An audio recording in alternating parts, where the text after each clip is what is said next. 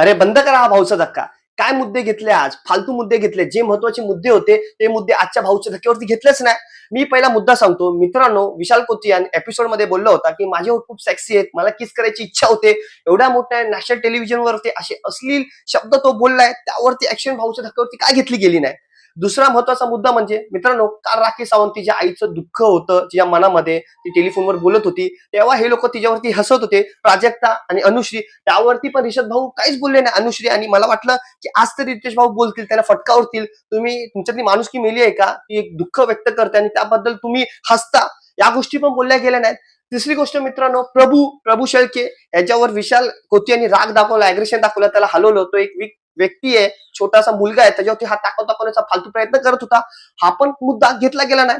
तुम्हाला काय वाटतं? आजच्या भाऊच्या धक्कामध्ये काय लोकांची लाल केली तर काय लोकांची काळी केली. जे महत्वाचे मुद्दे होते ते महत्व काय घेतलेच नाही. आता भाऊ बोलतो की आमचा शो स्क्रिप्टेड नाही, स्क्रिप्टेड चालत नाही, सगळे रियालिटीवरती बेस असतो. फक्त पिठाचा मुद्दा घेतला. माझं म्हणणं होतं, जे स्ट्रॉंगली मुद्दे होते, जे महत्वाचे मुद्दे होते, ते काय मुद्दे भाऊच्या धक्क्यावरती घेतलेच नाही. आजचा भाऊचा धक्का एकदम मला फालतू वाटला आणि व्यर्थ वाटला.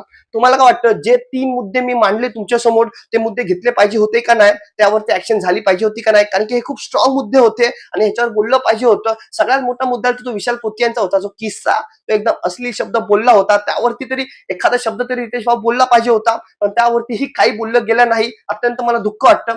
भले तुमच्या भाऊच्या धक्क्यावरती या गोष्टी बोलल्या जात नाही, पण माझ्या इन्स्टाच्या भाऊच्या धक्क्यावरती या गोष्टी बोलल्या जाणार. तर मित्रांनो, माझे मुद्दे पटले असतील तर माझ्या व्हिडिओला लाईक करा, शेअर करा आणि कमेंट करा.